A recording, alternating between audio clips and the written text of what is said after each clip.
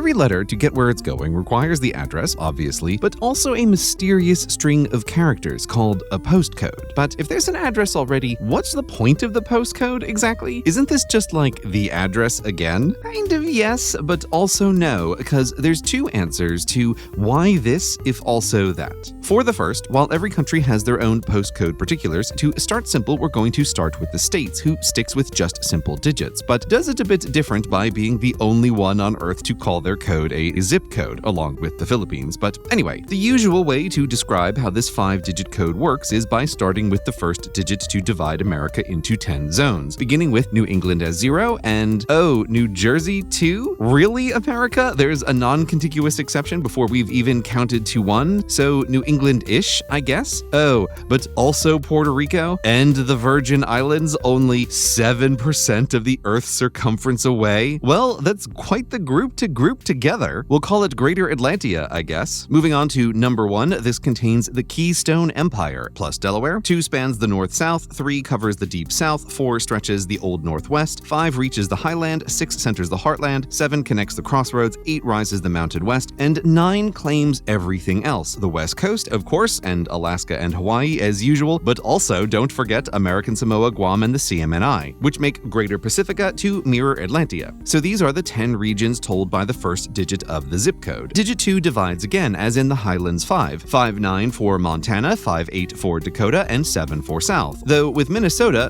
much more populous, digit 2 splits the state in twain. In Iowa, even more, 5-0, 5-1, 5-2. Now, you can make a map of America's zip digits 1 and 2 that looks like this, but it's not quite right, for the actual area the codes cover looks more like this, with lots of holes. And yes, that's a lot of overlap with the federal land map for the same reason. No one lives here. Parks, forests, deserts, no deliveries, no codes needed. Yes, you've got there. This means zip codes are doing something very different from, say, GPS codes, which can point to any place on Earth exactly, which is the clue that there's something strange about this map and the real way zip codes work. But let's play pretend again and color the map back in. Still, closer inspection shows with the double digits, the map is all melty and pointy with cross-border exceptions everywhere. So what's happening here? Well, digit 3 reveals an even stranger map with wild blobs of land that don't make any sense at all because we've been trying to do this all wrong. These 3 digits don't mark out land, these digits mark out infrastructure. The zip code first 3 digits point to a specific big building, a sectional facility center, a belted behemoth bundling up all the mail it ingests. For who?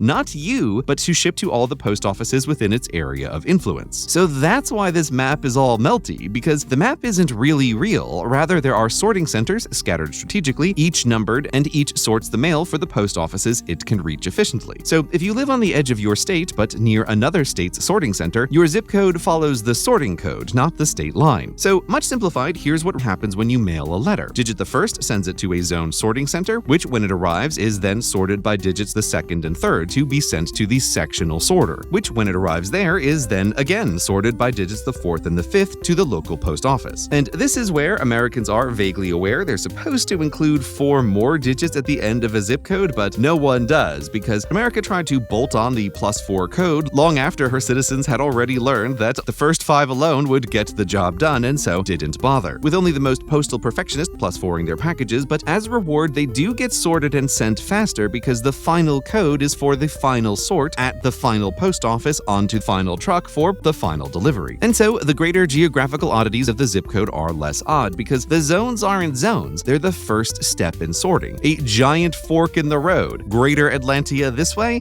everything else that way. Then down the road, islands to the left, New England to the right. So the first answer to why this, if also this, is because the address is where to go, but the postcode is how to get there. The journey, not the destination. And most countries' codes are built the same basic way. Simple, human-readable directions left to right, more characters reveal more directions to get the letter closer to where it's going, and the address only needed after it's sorted into the truck and the destination within sight. UK probably has the best version of this, adding letters to make sorting centers more memorable. Manchester gets all the M's, Oxford the O's, York, lovely London as capital gets all the compass points. But the rest, simplified, is the same story. The next digit sorts to a post office and the last 2 a delivery route. route. And because the UK code uses letters and is longer than America's, UK codes can sort close enough to almost replace the address entirely. In most cases, you could get away with just the code and the house number and still expect delivery. I mean, I don't live that dangerously, but I'm also the kind of person who writes +4 on my American mail. But looking at this, it's kind of silly, right? If an old postcode can get this close on its own to replacing the address, if someone started over now, could it be done better? And that's exactly what Ireland thought. Hey guys, you know we've got GPS codes now, right? People don't want to write a long code like that.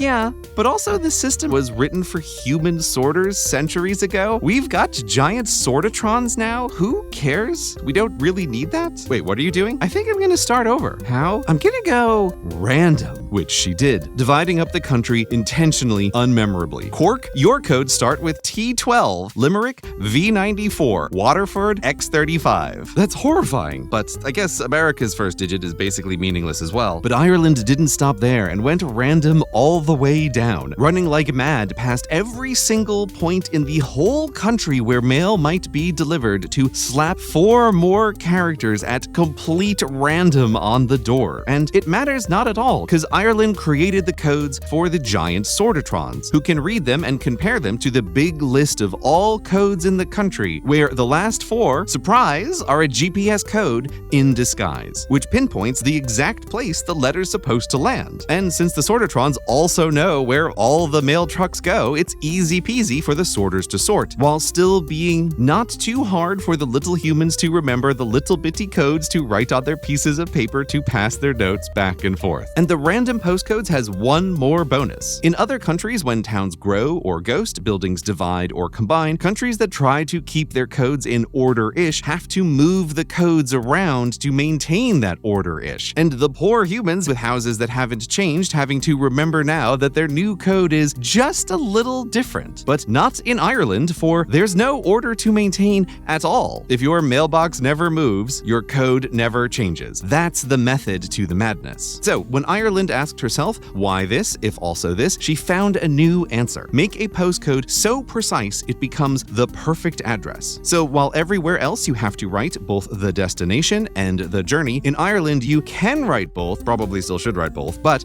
you don't have to, because just the postcode alone will do.